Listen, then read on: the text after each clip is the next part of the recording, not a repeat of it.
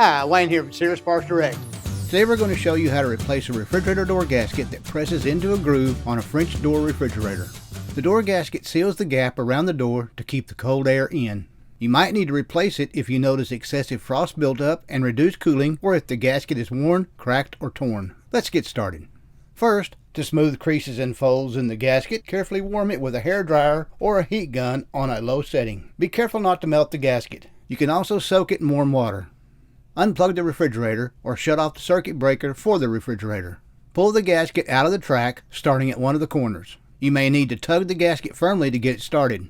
If you have difficulty, try pulling the gasket out, starting in a spot halfway down the side of the door. Once you get the removal process started, you should be able to pull the gasket out fairly easy.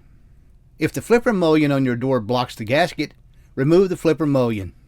Remove the mounting screws from the center mullion bracket. Lift the mullion up slightly and release it from its top and bottom mounting brackets. Pull the mullion out slightly and disconnect its wire harness. Set the flipper mullion aside as you replace the door gasket. Using a wet cloth, wipe any spills from inside and around the track to ensure that the new gasket fits easily in the track and seals the door properly. Starting at the top of the door, work the new door gasket into the track. Work your way down both sides of the door and across the bottom. Check for loose spots and adjust the gasket as needed for a proper fit. Spread a thin coat of petroleum jelly along the sealing surface of the door gasket to help the new gasket seal properly. Reinstall the flipper mullion if you pulled it off to remove the gasket. The door gasket should fit tightly against the cabinet and door with no gaps showing.